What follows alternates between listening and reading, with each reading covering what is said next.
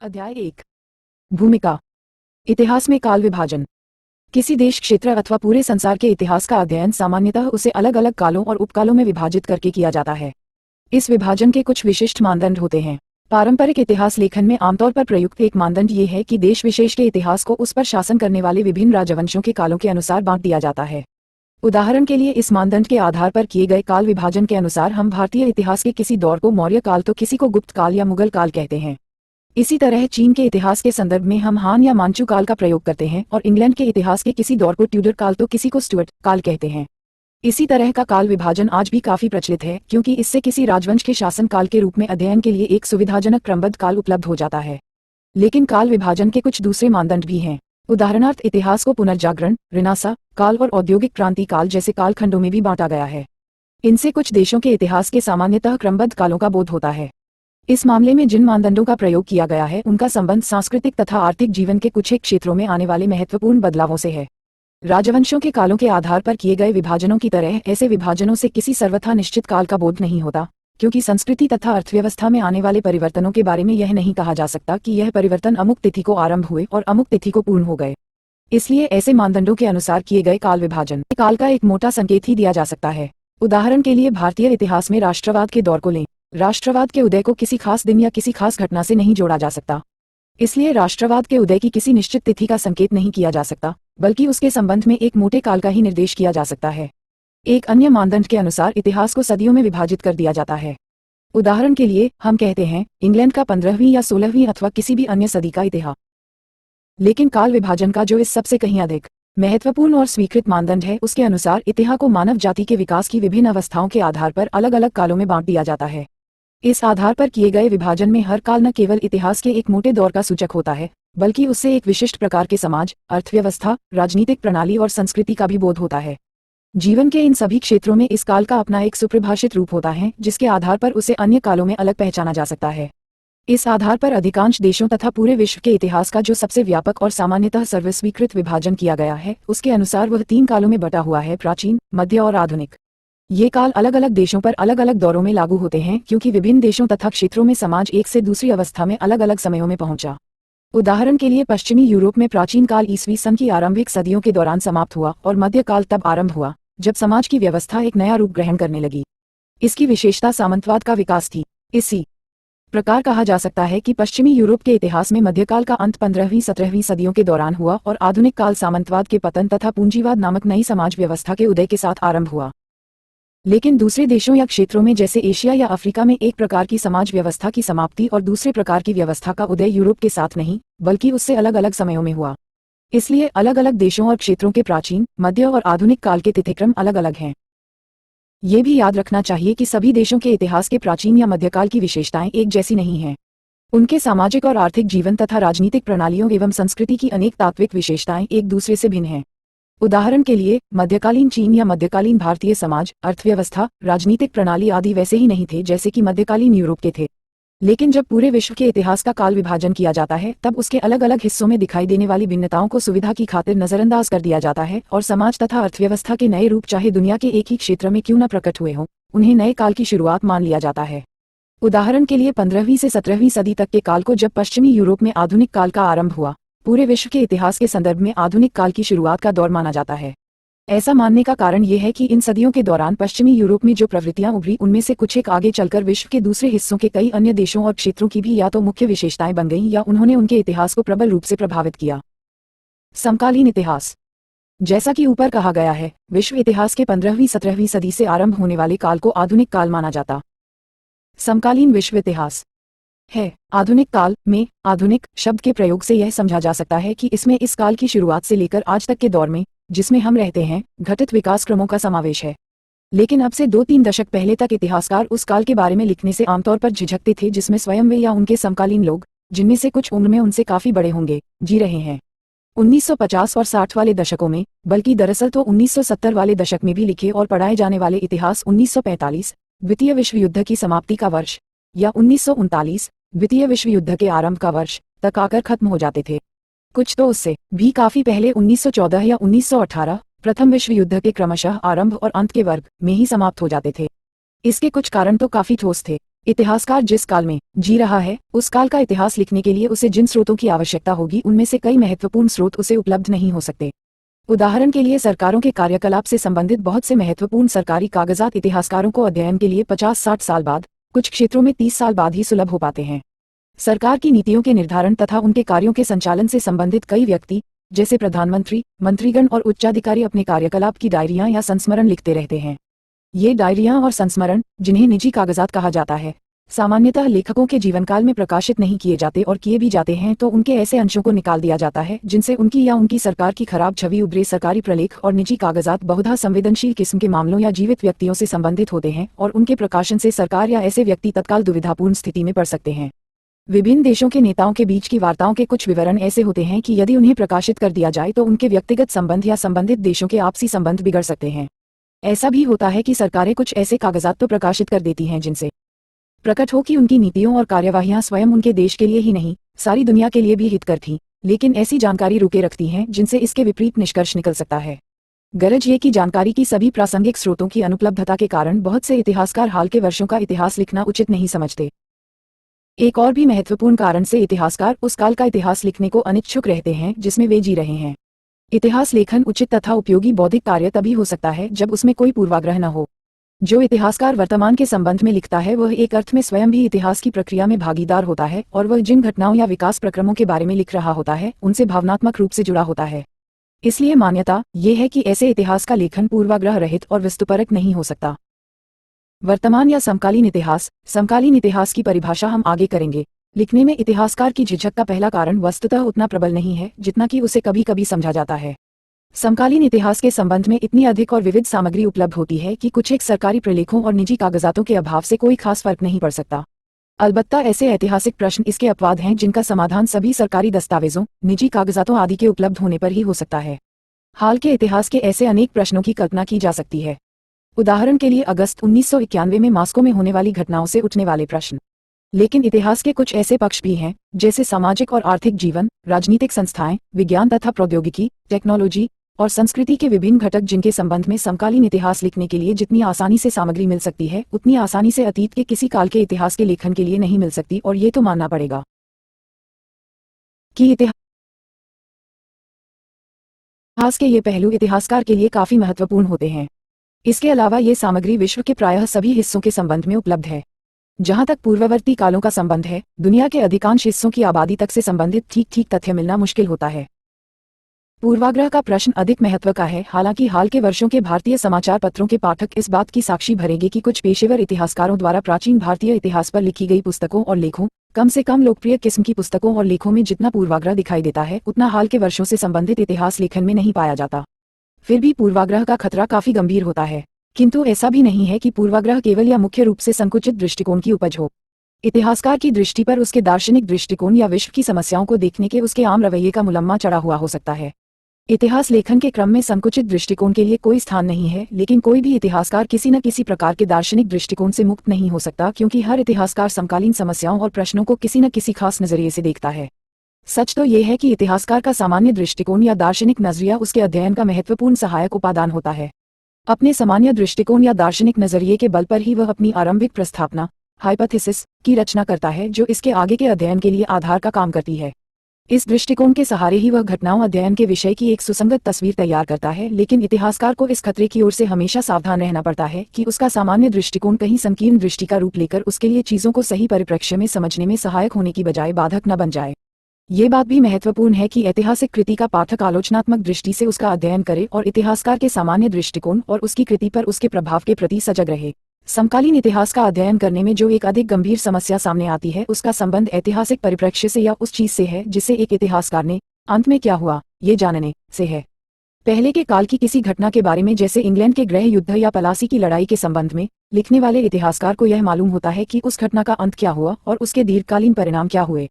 लेकिन शीत युद्ध के अंत के बारे में या भूतपूर्व सोवियत संघ से टूटकर बनने वाले गणराज्यों में जो परिवर्तन हो रहे हैं उनकी अंतिम परिणति के विषय में इतने ही विश्वास के साथ नहीं लिखा जा सकता।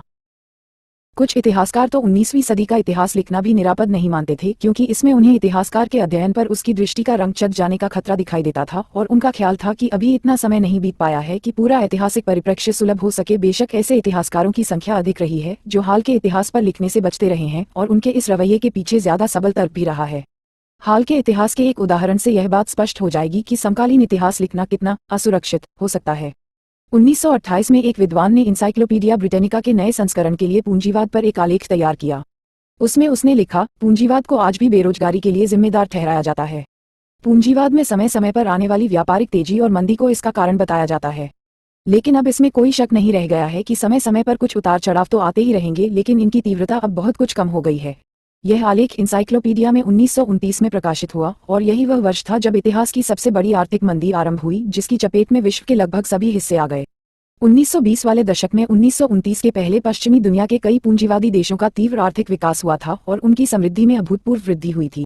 इन सबको देखकर इस आलेख समकालीन विश्व इतिहास के लेखक को विश्वास हो गया कि आखिरकार पूंजीवादी व्यवस्था में स्थिरता आ गई है। लेकिन दुर्भाग्य से उसका आलेख प्रकाशित होते ही गलत साबित हो गया। ऐसे ही और भी उदाहरण दिए जा सकते हैं। मसलन हाल की कुछ घटनाओं से विश्व समाजवादी प्रणाली की बढ़ती हुई शक्ति के बारे में कतिपय समाजवादी चिंतकों का दृष्टिकोण गलत साबित हो गया है। अभी 8-10 साल पहले तक इतिहासकार रूस के 1917 के बाद के घटनाक्रम को या विगत 7 दशकों के समाजवादी आंदोलन को जिस दृष्टि से देखता था, आज उसे वह उसी दृष्टि से नहीं देखेगा। इस संदर्भ में 20वीं सदी के इतिहास पर हाल ही में 1994 एरिक हॉब्सबॉम द्वारा लिखित एक पुस्तक का उद्धरण देना उचित होगा। इस पुस्तक के आमुख में उन्होंने लिखा है, 20वीं सदी के इतिहास को कोई भी इस प्रकार से नहीं लिख सकता जिस प्रकार से वह किसी अन्य काल के बारे में लिख सकता है। इसका सीधा कारण ये है कि कोई भी व्यक्ति अपने जीवन काल के बारे में उस तरह से नहीं लिख सकता जिस तरह से वह किसी अन्य काल के बारे में लिखेगा, और किसी काल के बारे में लिखने के लिए वह उस काल का अध्ययन उस काल के बाहर से ही करेगा, और उसे ऐसा अवश्य करना चाहिए। मेरे जीवन की अवधि तथा इस पुस्तक में वर्णित इतिहास की अवधि लगभग एक है। इस अवधि के अधिकतम हिस्से में अपनी किशोरावस्था से अब तक मैं सार्वजनिक मामलों के प्रति सजग रहा हूं, और इन मामलों के संबंध में मेरे विचार और मेरे पूर्वाग्रह एक शोधकर्ता के रूप में नहीं बल्कि एक समकालीन व्यक्ति के रूप में बने हैं। इसी कारण से 1914 के बाद की अवधि पर आमतौर पर मैंने एक इतिहासकार की हैसियत से नहीं लिखा।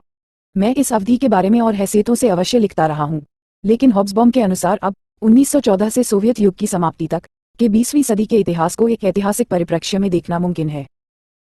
ऊपर हमने जो कुछ कहा है उससे स्पष्ट होगा कि काफी सारा समकालीन इतिहास अनंतिम यानी ऐसा होता है जिसके अंत का हमें पता नहीं होता। उदाहरण के लिए, पिछले 5 वर्ष की घटनाओं के कारण 1990 में प्रकाशित इस पुस्तक के प्रथम संस्करण के कुछ हिस्सों की सार्थकता पूरी तरह से समाप्त हो गई है। इसके प्रकाशन के 1 साल के अंदर ही सोवियत संघ, जिसे संयुक्त राज्य अमेरिका के साथ विश्व की सर्वप्रमुख सैनिक शक्ति बताया जाता था, अपना अस्तित्व ही खो बैठा। जिस तरह के समाजवाद की रचना सोवियत संघ तथा अन्य समाजवादी देशों में की गई थी, वह पूंजीवाद के विकल्प के रूप में लोगों के लिए अपना आकर्षण खो बैठा। प्रथम विश्वयुद्ध के अंत में राज्य के रूप में जन्म लेने वाला और गुटनिरपेक्ष आंदोलन में अग्रणी भूमिका निभाने वाला यूगोस्लाविया टूट गया। दक्षिण अफ्रीका में रंगभेद की व्यवस्था का अंत हो गया और वहां लोकतांत्रिक पद्धति से निर्वाचित गैर नस्ली सरकार सत्तारूढ़ हुई। विकास के अलग अलग मार्गों का अनुसरण करने वाले 2 स्वतंत्र राज्यों के रूप में जर्मनी का विभाजन समाप्त हो गया। इनमें से कुछ बदलावों के बारे में हमें कोई पूर्वाभास तक नहीं था, और न हम सोचते थे कि यह बदलाव इतनी तेजी से हो सकते हैं। इस प्रकार समकालीन इतिहास के बहुत बड़े अंश में वह निर्णायकता या अंतिमता नहीं है जो पहले के कातों के इतिहास में है। लेकिन साथ ही यह भी याद रखना चाहिए कि पूरा का पूरा समकालीन इतिहास अनंतिम या ऐसा नहीं होता जिसके बारे में हम कुछ भी यकीन से नहीं कह सकते। उदाहरण के लिए, जिस प्रकार किसी भी नए वैज्ञानिक शोध से ये कथन गलत साबित होने वाला नहीं है कि पृथ्वी चौरस नहीं है, इसी प्रकार यह कथन भी किसी बात से झुठलाया नहीं जा सकता कि यूरोपीय शक्तियों ने 19वीं सदी या उससे पहले से जिस साम्राज्यवाद प्रणाली की रचना की थी, वह द्वितीय विश्वयुद्ध के उपरांत लगभग 2 दशकों के अंदर ही बिखर गई। साम्राज्यवाद के बिखराव से संबंधित ये कथन समकालीन विश्व के अत्यंत महत्वपूर्ण ऐतिहासिक विकास प्रक्रम की जानकारी देता है। समकालीन इतिहास के और भी कई महत्वपूर्ण विकास प्रक्रम हैं जिनके बारे में हमारी जानकारी को अनंतिम नहीं कहा जा सकता, यद्यपि काफी कुछ ऐसी बातें भी होंगी जिनके बारे में हमारी जानकारी फिलहाल अनंतिम ही रहेगी। इस सब के बावजूद हम जिस दुनिया में जी रहे हैं उसे और उसकी समस्याओं को समझने के लिए समकालीन इतिहास की जानकारी बहुत जरूरी है, भले ही वह जानकारी अनंतिम ही क्यों न हो। समकालीन इतिहास क्या है? इस प्रश्न के अनेक और विविध उत्तर दिए जा सकते हैं। शब्दार्थ की दृष्टि से देखें तो इसका मतलब होगा सिर्फ वह सब जो समकालीन इतिहास लिखते समय ही घटित हो रहा है, या फिर उन घटनाओं का विवरण जिनके बीच इतिहासकार जिया है। लेकिन अधिकतर इतिहासकार इसे इतिहास का एक निश्चित काल मानते हैं और जिसकी अपनी कुछ खास विशेषताएं हैं। गरज ये कि यहाँ भी स्थिति वैसी ही है जैसी कि प्राचीन, मध्य या यहाँ तक कि आधुनिक काल के इतिहास के बारे में है, जिनमें से प्रत्येक से एक विशिष्ट काल और मोटे ढंग की ही सही कुछ खास विशेषताओं का बोध होता है। कुछ इतिहासकार हाल के आधुनिक इतिहास को समकालीन इतिहास मानते हैं। 1960 वाले दशक के आरंभ में लिखते हुए एक इतिहासकार कहता है, हमारे युग का एक ऐसा सुपरिभाषित स्वरूप है कि हम समकालीन इतिहास की बात एक विशिष्ट अर्थ में कर सकते हैं। 1945 से आज तक के महत्वपूर्ण वर्षों को समकालीन इतिहास का विशेष क्षेत्र माना जा सकता है। 1986 में प्रकाशित अपनी एक कृति में एक रूसी इतिहासकार 1917 से 1945 तक के काल को समकालीन इतिहास का प्रथम चरण बताता है।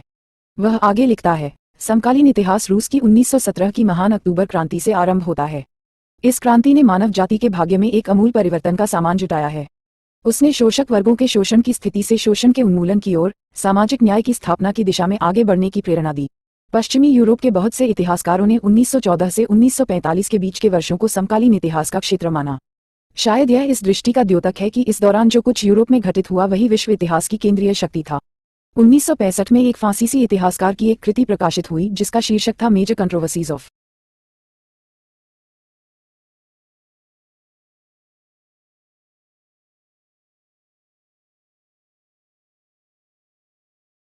कंटेम्प्ररी हिस्ट्री, समकालीन इतिहास के कुछ बड़े विवाद। उसने 11,000 प्रकाशित रचनाओं के विश्लेषण तथा व्यक्तिगत भेंटवार्ताओं के जरिए 1914 से 1945 तक के काल के 65 विवादों का अध्ययन किया।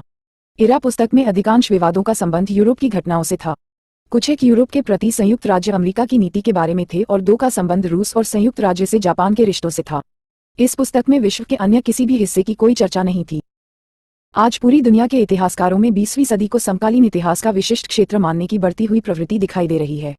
20वीं सदी के इतिहास को समकालीन इतिहास मानने का कारण सिर्फ यही नहीं है कि तिथिक्रम की दृष्टि से यह एक सुविधाजनक काल है या ये हाल का आधुनिक इतिहास है, बल्कि इसका कारण यह मान्यता है कि इस काल का एक सुपरिभाषित स्वरूप है और इस स्वरूप के कारण यह इतिहास का एक पृथक काल बन जाता है, आधुनिक इतिहास से भी पृथक काल। समकालीन इतिहास या 20वीं सदी के इतिहास को अधिकाधिक समकालीन विश्व के इतिहास के रूप में भी देखा जा रहा है। इसका कारण ये है कि आज मानव जाति में ये जागरूकता पैदा हो गई है कि उसके सभी सदस्य विश्व प्रारंभ हुआ समुदाय से अनिवार्य रूप से जुड़े हुए हैं। 20वीं सदी के ठीक पहले के काल को संकुचित दृष्टि से देखना और यह मानना संभव था कि यूरोप विश्व इतिहास में प्रमुख भूमिका निभाता है, लेकिन अब ऐसी दृष्टि सतही तौर पर भी तर्कसंगत नहीं रह गई है और 20वीं सदी के किसी भी इतिहास में पूरी दुनिया को दृष्टि में रखकर चलना आवश्यक हो गया है, जैसा पहले नहीं था। जाफी बेरकलो ने अपनी पुस्तक an introduction to contemporary history, समकालीन इतिहास का परिचय में लिखा है, समकालीन इतिहास का एक विशिष्टता सूचक तथ्य ये है कि वह विश्व का इतिहास है और उसको रूपाकार देने वाली शक्तियों को तब तक नहीं समझा जा सकता जब तक हम विश्वव्यापी दृष्टि अपनाकर विचार करने को तैयार न हो, जिस काल को उन्होंने समकालीन विश्व इतिहास समकालीन कहा है, उसे वे आधुनिक इतिहास से गुणवत्ता तथा अंतर्वस्तु दोनों दृष्टियों से भिन्न मानते हैं।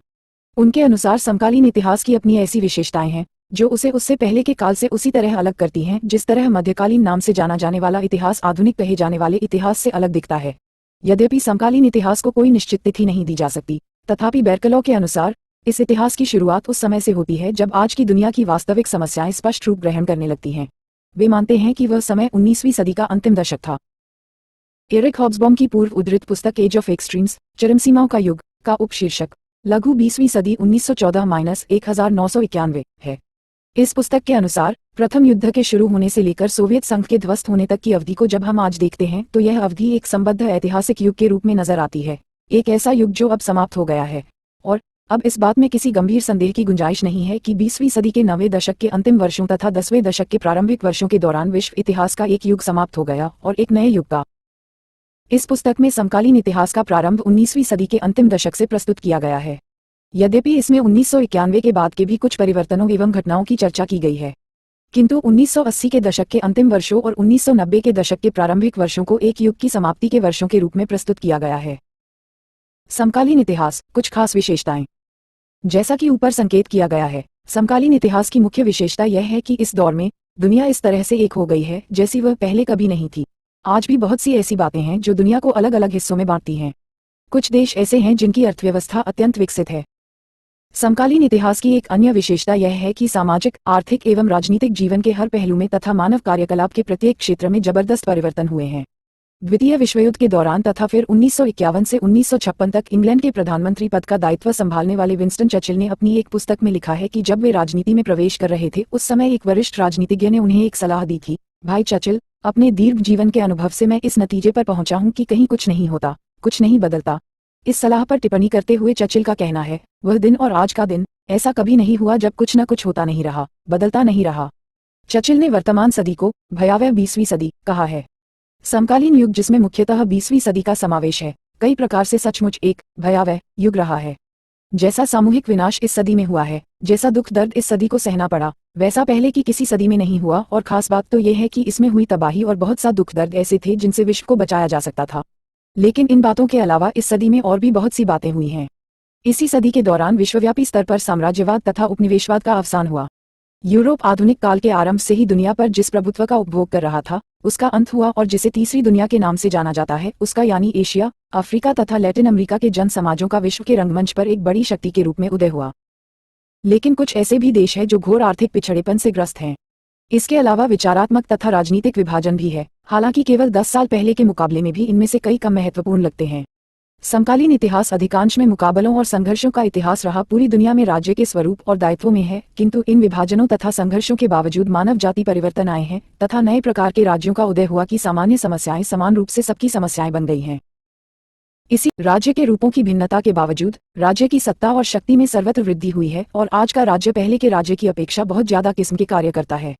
अपने अपने देश के राजनीतिक मामलों में जनता की सक्रिय भागीदारी बहुत बढ़ गई है और आज वह इतिहास के निर्माण में पहले की अपेक्षा अधिक योगदान कर रही है। स्मरणीय है कि 1890 में सार्वजनीन मताधिकार दुनिया के लगभग हर हिस्से में एक अनजानी चीज थी। आज विश्व के अधिकांश देशों में ये राजनीतिक जीवन की एक सामान्य विशेषता है। सारी दुनिया में अर्थव्यवस्था तथा समाज में भारी परिवर्तन हुए हैं। 18वीं सदी के अंतिम दशक में इंग्लैंड में आरंभ होने वाली औद्योगिक क्रांति 19वीं सदी के अंत तक यूरोप के कुछ देशों तथा उत्तर अमेरिका में फैल चुकी थी।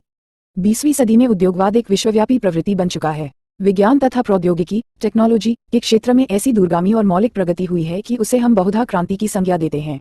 विज्ञान तथा प्रौद्योगिकी का उद्योग में सीधा उपयोग किया जा रहा है, जिससे आर्थिक जीवन में प्रगति की रफ्तार और भी तेज हो रही है। लेकिन इस दौर में एक बात यह हुई है कि जिन देशों को आधुनिक विज्ञान एवं प्रौद्योगिकी का लाभ प्राप्त नहीं है, वे बहुत पिछड़ गए हैं और आर्थिक दृष्टि से विकसित तथा अन्य देशों के बीच का अंतर और भी बढ़ गया है। सभी समाजों का भारी रूपांतरण हुआ है। मानवीय आकांक्षाओं में अभूतपूर्व वृद्धि हुई है। मानव जाति का अपेक्षाकृत बहुत बड़ा प्रतिशत पहले की तुलना में बहुत ज्यादा मांग कर रहा है और यह भी मान रहा है कि उसे पूरा करना संभव है। 19वीं सदी के मध्य में उदित होने वाली समाजवाद जैसी विचारधारात्मक चुनौतियां 20वीं सदी में जबरदस्त ताकतें बन गईं और विश्व इतिहास के सभी भागों में करोड़ों लोग उनके प्रभाव में आए। यद्यपि पर्यावरण की समस्या की ओर समाजवादी मार्ग पर चलने वाली बहुत सी राज्य व्यवस्थाएं हमारा ध्यान अपेक्षाकृत हाल ही में गया है, तथापि इसकी बिखर गई हैं। तथापि समाजवादी आदर्श ने मानवाधिकारों तथा लोकतंत्र की कल्पना को समृद्ध किया है। सामाजिक न्याय के सिद्धांतों को सर्वत्र स्वीकृति प्राप्त हुई है। राजनीतिक तथा सामाजिक जीवन, कला एवं साहित्य और विचार तथा दर्शन धर्म की गिरफ्त से ज्यादा आजाद हो चले हैं और धर्म निरपेक्ष होते गए हैं। यद्यपि दुनिया के कुछ हिस्से आज भी सांप्रदायिक संघर्षों तथा हिंसा से ग्रस्त हैं। कुल मिलाकर धर्म की पकड़ ढीली हुई है और मनुष्य के अलौकिक जीवन की आकांक्षाओं की पूर्ति की मांग प्रबल से प्रबलतर होती गई है। पहले के किसी भी काल की कला और साहित्य से समकालीन विश्व की कला एवं साहित्य का फर्क साफ देखा जा सकता है। बहुत से कलाकारों और साहित्यकारों ने कला एवं साहित्य की समस्त परंपराओं के विरुद्ध विद्रोह किया। उन्होंने नए रूपों, नए विधानों और बिंबों के प्रयोग किए और नवीन अनुभवों को अभिव्यक्ति दी। जिन देशों में राष्ट्रीय जागरण के अंग के रूप में राष्ट्रीय परंपराओं का सुविचारित पुनरुद्धार किया गया, उनमें भी जिस कला तथा साहित्य का विकास हुआ वह पुरातन की नकल तो नहीं ही थी, पारंपरिक रूपों का सातत्य मात्र भी नहीं था, बल्कि यह स्पष्ट रूप से एक नई चीज थी। दुनिया के लगभग सभी हिस्सों की कला और साहित्य मानव इतिहास के किसी भी दौर की तुलना में दुनिया के दूसरे हिस्सों की कला और साहित्य से अधिक प्रभावित हुए हैं। जैसा कि हम पहले कह चुके हैं, समकालीन इतिहास की सबसे महत्वपूर्ण विशेषता मानव जाति के सभी सदस्यों के वित्त समुदाय से अनिवार्य रूप से जुड़े होने की भावना का उदय है। वस्तुतः ये भावना उत्तरोत्तर सर्वप्रमुख भावना बनती जा रही है। मानव जाति की सर्वमान्य समस्याओं के प्रति सर्वसामान्य चिंता का भाव अधिकाधिक बढ़ता गया है। इन समस्याओं में सबसे प्रधान है परमाणु अस्त्रों तथा अन्य विनाशकारी हथियारों के कारण मानव जीवन के अस्तित्व पर उपस्थित सर्वव्यापी खतरा। अन्य समस्याएं भी हैं, जैसे गरीबी और पिछड़ेपन की समस्या, जनाधिक्य की समस्या और गंभीरता को सर्वत्र सभी लोग स्वीकार करते हैं। समकालीन इतिहास और आधुनिक इतिहास। ऊपर हमने संक्षेप में इस बात की विवेचना की है कि समकालीन इतिहास आधुनिक इतिहास से भिन्न है, इसलिए आधुनिक इतिहास पर थोड़ा दृष्टिपात कर लेना उपयोगी होगा। याद रहे कि कोई भी ऐतिहासिक काल सर्वथा नया नहीं होता। हर ऐतिहासिक काल में उससे पहले के काल के बहुत से तत्व समाये होते हैं। उसमें हमेशा सातत्व के अनेकानेक तत्व होते हैं। इसलिए अनुवर्ती काल में क्या कुछ नया है, इसे ठीक से समझने के लिए पूर्ववर्ती काल को जानना जरूरी है। यदि हम विश्व को एक समग्र दृष्टि से देखें तो कहा जा सकता है कि इतिहास का आधुनिक काल 15वीं 17वीं सदियों में आरंभ हुआ। कहने की जरूरत नहीं कि यह कथन विश्व के सभी क्षेत्रों और देशों पर लागू नहीं होता। इन सदियों के दौरान पश्चिमी यूरोप के कुछ देशों ने मध्यकाल का केंचुल उतारना शुरू कर दिया था। पुनर्जागरण, धर्म सुधार, आधुनिक विज्ञान का आरंभ, यूरोपीय लोगों द्वारा नए देशों और नए मार्गों विशेषकर नए समुद्री मार्गों की खोज, जिससे अमेरिकी महाद्वीपों तथा एशिया और अफ्रीका के कुछ हिस्सों में उपनिवेश बसाए गए, तथा राष्ट्र राज्यों का उदय, ये संक्रमण की इन सदियों की प्रमुख ऐतिहासिक घटनाएं थीं। ये तमाम घटनाएं लोगों के सामाजिक तथा आर्थिक जीवन के संगठन में एक बुनियादी परिवर्तन से जुड़ी हुई थीं। इस परिवर्तन की विशेषता ये थी कि सामंती व्यवस्था बिखर गई और उसके स्थान पर एक नई व्यवस्था प्रतिष्ठित हुई, जिसे पूंजीवाद कहते हैं। इन घटनाओं के फलस्वरूप विश्व का एक बहुत बड़ा भाग आपस में जुड़ गया। इस जुड़ाव को लाने में बहुधा पशुबल का प्रयोग किया गया और अफ्रीका के मामले में तो लोगों को गुलाम बनाने का भी सहारा लिया गया। एक अन्य घटना जिसका दौर 18वीं सदी के उत्तरार्ध में आरंभ हुआ और जिसके फलस्वरूप और भी बुनियादी परिवर्तन हुए, औद्योगिक क्रांति थी। इसका आरंभ। भूमिका। इंग्लैंड में माल बनाने के लिए यंत्रों के उपयोग से हुआ। 19वीं सदी के अंतिम चरण तक औद्योगिक क्रांति विभिन्न परिमाणों में यूरोप के अनेक देशों और उत्तर अमेरिका में, खासतौर से संयुक्त राज्य अमेरिका में फैल चुकी थी। जिन देशों में औद्योगिक क्रांति फैली, उनका सामाजिक तथा आर्थिक जीवन बिल्कुल बदल गया। आर्थिक प्रवृत्तियों का केंद्र गांवों से खिसककर शहरों में चला गया। कृषि के स्थान पर औद्योगिक उत्पादन और उससे संबंधित कार्यकलाप का बोलबाला हो गया। इन देशों की संपत्ति का अधिकाधिक भाग इन्हें खेतीबाड़ी की बजाय उद्योगों से प्राप्त होने लगा। समाज में दो नए वर्गों का जन्म हुआ। एक था पूंजीपति या बुर्जुआ वर्ग, जो उद्योगों का स्वामी था और जिसका वाणिज्य व्यापार पर नियंत्रण था। दूसरा था श्रमिक वर्ग अथवा प्रोलेटेरियत, इससे मजदूरी के एवज में काम लिया जाता था। साथ ही यह यूरोप के औद्योगिकृत देशों के श्रमिक वर्गों की दुर्गति का काल था। वे लोग श्रमिक संघों में संगठित होने लगे, यद्यपि कई देशों में श्रमिक संघ बनाना अवैध था। समाजवादी विचारधारा के प्रभाव में वे एक अलग राजनीतिक शक्ति के रूप में भी संगठित होने लगे। इस प्रकार समाजवादी आंदोलन का जन्म हुआ, जिसके तहत न केवल श्रमिकों की आर्थिक मांगों की पूर्ति का प्रयत्न किया गया, बल्कि श्रमिकों को स्वयं पूंजीवादी व्यवस्था को ही उखाड़ फेंकने के लिए लामबंद किया जाने लगा। समाजवादी विचारधारा को एक शास्त्रीय रूप देने में कार्ल मार्क्स और फ्रेडरिक एंगल्स ने प्रमुख भूमिका निभाई। उन्होंने यूरोप के कई देशों में समाजवादी आंदोलन का संगठन करने में भी महत्वपूर्ण योगदान दिया। समाजवादी विचार संयुक्त राज्य में भी पहुंचे। 1864 में इंटरनेशनल वर्किंगमेंस एसोसिएशन, अंतर्राष्ट्रीय श्रमिक संघ का गठन किया गया, जो फर्स्ट इंटरनेशनल या प्रथम अंतर्राष्ट्रीय के नाम से प्रसिद्ध है। जब 1876 में उसे औपचारिक रूप से समाप्त किया गया, तब तक तो यूरोप के कई देशों में समाजवादी दल गठित हो चुके थे। उनमें से कुछ के समर्थकों की संख्या खासी बड़ी थी। 1871 में समाजवादी विचारों से प्रेरित प्रथम क्रांति पेरिस में हुई। इसे इतिहास में पेरिस कम्यून के नाम से जानते हैं। यद्यपि यह क्रांति मुश्किल से 3 महीने कायम रह सकी, तथापि इसका ऐतिहासिक महत्व बहुत है। 1889 में द्वितीय अंतर्राष्ट्रीय सेकंड इंटरनेशनल का गठन किया गया और विभिन्न देशों के समाजवादी दलों को इससे जोड़ दिया गया। इस बीच कई देशों में औद्योगिक क्रांति तथा पूंजीवादी शोषण के कतिपय घोर कुप्रभावों से श्रमिकों की रक्षा करने के लिए कानून बनाए गए। इन परिवर्तनों के साथ साथ राजनीतिक क्षेत्र में महत्वपूर्ण बदलाव आ रहे थे। हम ऊपर बता चुके हैं कि मध्यकाल से आधुनिक काल की ओर संक्रमण की एक महत्वपूर्ण विशेषता ये थी कि राष्ट्र राज्यों का गठन हो रहा था। यूरोप में राष्ट्र राज्यों का गठन 19वीं सदी के दौरान जारी रहा, बल्कि कुछ देशों के मामले में तो ये सिलसिला 20वीं सदी के पहले 2 दशकों तक भी कायम रहा। राष्ट्रवाद यूरोप के इतिहास में एक बड़ी शक्ति के रूप में उभरा। कई राष्ट्र कई राज्यों में बटे हुए थे, जैसे जर्मनी। इसके अलावा कई राष्ट्र ऐसे राज्यों में बटे हुए थे जिनमें से कुछ विदेशी शासन के अधीन थे। ऐसा ही एक राष्ट्र था इटली। इन सभी राष्ट्रों ने स्वयं को स्वतंत्र राज्यों में एकीकृत और संगठित करने का प्रयत्न किया। यूरोप के कई देशों में राजनीतिक व्यवस्था के संबंध में एक और भी बड़ा परिवर्तन आया। प्रायः सभी यूरोपीय देशों की राजनीतिक व्यवस्था राजतांत्रिक तथा निरंकुशतापूर्ण थी। 17वीं सदी के गृहयुद्ध के बाद केवल इंग्लैंड ही संसद की सर्वोच्चता स्थापित कर पाया था। 18वीं और 19वीं सदियों के दौरान लोकतंत्र तथा जनसंप्रभुता के विचारों ने जोर पकड़ा। 1789 में फ्रांसीसी क्रांति हुई, जिसने स्वतंत्रता, समानता तथा भ्रातृत्व के सिद्धांतों की उद्घोषणा की। इसी क्रांति में सर्वप्रथम मनुष्य और नागरिक के अधिकारों का ऐलान किया गया। इसके पूर्व उत्तर अमेरिका में अंग्रेज उपनिवेशियों ने स्वतंत्रता की घोषणा जारी की थी, जिसमें कहा गया था कि सभी मनुष्य जन्म से समान होते हैं और उनके कुछ ऐसे अधिकार हैं जिनसे उन्हें वंचित नहीं किया जा सकता। घोषणा में यह भी कहा गया था कि जनता को अत्याचारी शासन को उखाड़ फेंकने का अधिकार है। उपनिवेशी लोग अपने स्वातंत्र्य युद्ध में सफल रहे थे और उन्होंने एक नए गणतंत्र की स्थापना की थी, जिसका नाम था संयुक्त राज्य अमेरिका। राष्ट्रवाद के साथ ही लोकतंत्र 19वीं सदी के यूरोप के इतिहास में एक बड़ी शक्ति के रूप में उभरा। अधिकतर यूरोपीय देशों में लोकतांत्रिक शासन व्यवस्था स्थापित करने के लिए कई क्रांतियों और आंदोलन हुए। यद्यपि यूरोप के प्रायः सभी देशों में राजतांत्रिक शासन व्यवस्था ही कायम रही, तथापि कई राजतंत्र संवैधानिक थे, अर्थात उनका संचालन संविधान के अनुसार होता था और वास्तविक सत्ता संसद के हाथों में थी। किंतु अधिकांश देशों में मताधिकार सबको प्राप्त नहीं था और बहुत से पुरुष तथा सभी स्त्रियां इस अधिकार से वंचित थे। ये तमाम परिवर्तन यूरोप तथा उत्तर अमेरिका तक सीमित थे, बल्कि यूरोप में भी कुछ ऐसे देश थे जो इन नई बातों से अछूते रहे। दुनिया के बाकी हिस्सों में न तो कोई औद्योगिक क्रांति हुई 19वीं सदी के अंतिम दशकों में जापान को छोड़कर, और न उपर्युक्त किस्म के सामाजिक तथा राजनीतिक परिवर्तन हुए। नए जल थल मार्गों की खोज के परिणामस्वरूप दोनों अमेरिकी महाद्वीपों तथा एशिया और की जा सके। अफ्रीका के उपनिवेशीकरण का उल्लेख हम ऊपर कर चुके हैं। 19वीं सदी के अंतिम 3 दशकों के दौरान साम्राज्यवाद की एक नई लहर उठी और उस सदी का अंत होने के पूर्व ही दुनिया का लगभग हर हिस्सा चंद यूरोपीय देशों तथा संयुक्त राज्य की प्रत्यक्ष अथवा परोक्ष अधीनता में।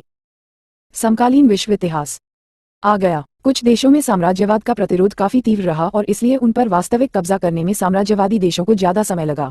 भारत जैसे कुछ देशों पर साम्राज्यवादी विजय इससे भी पहले संपन्न हो चुकी थी। विश्व के जो देश आज तीसरी दुनिया के देश कहलाते हैं, उनका आर्थिक शोषण तो साम्राज्यवादी देश तब भी करते थे जबकि वे प्रत्यक्ष साम्राज्यवादी शासन में नहीं थे।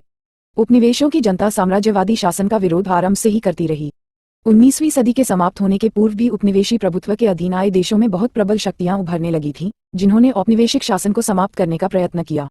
ये प्रयत्न इसलिए नहीं था कि उन देशों में फिर से प्रागौपनिवेशिक व्यवस्था कायम की जा सके, बल्कि इसलिए कि उन्हें स्वतंत्र आधुनिक राष्ट्रों का रूप दिया जा सके, उनका औद्योगिकरण किया जा सके और उनके समाजों की रचना समानता के सिद्धांत के आधार पर। जो दुनिया 19वीं सदी में विकसित हुई वह 20वीं सदी में सामने आने वाली दुनिया से बहुत भिन्न थी। खासकर जो दुनिया हमारे आज के जीवन में देखने को मिल रही है, उससे फिर भी यह याद रखना चाहिए कि जो शक्तियां 20वीं सदी की दुनिया का निर्माण करने वाली थीं, उनमें से कुछ एक 19वीं सदी से ही उभरने लगी थीं। अभ्यास 1. इतिहास को विभिन्न कालों में क्यों विभाजित किया जाता है? इतिहास को अलग अलग कालों में बांटने के लिए इतिहासकार सामान्यतः किन मापदंडों का उपयोग करते हैं?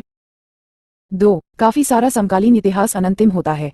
इस कथन को ध्यान में रखकर समकालीन इतिहास की अवधारणा पर विचार कीजिए। 3. समकालीन इतिहास के लेखकों को किन समस्याओं का सामना करना पड़ता है? उदाहरण देकर समझाएं। 4. समकालीन विश्व की उन विशेषताओं का वर्णन कीजिए जिनके कारण वह मानव इतिहास के आधुनिक काल से भिन्न दिखता है। 5. समकालीन इतिहास का अध्ययन क्यों महत्वपूर्ण है? विवेचना कीजिए। 6. बहुत से इतिहासकार मानते हैं कि सभी समकालीन इतिहास विश्व इतिहास है। क्या आप इससे सहमत हैं? हैं तो क्यों? नहीं तो क्यों नहीं? ए.